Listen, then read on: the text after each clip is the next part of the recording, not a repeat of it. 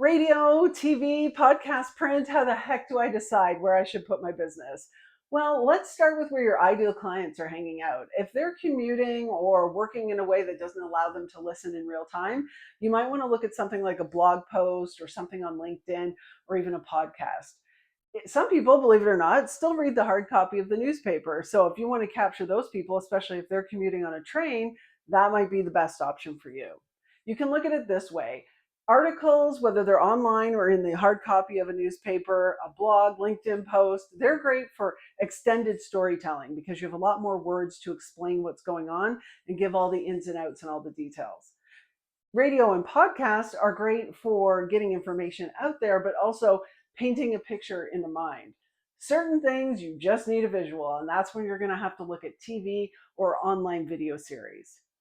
Here's a note on podcasts that people don't always think about.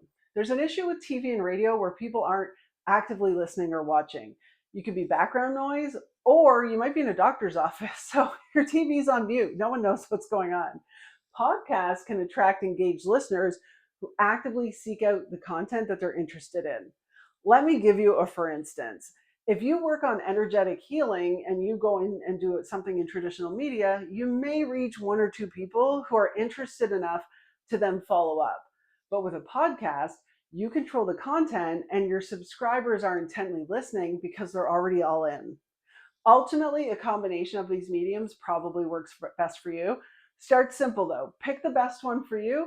And once you do that, we can start developing your pitch.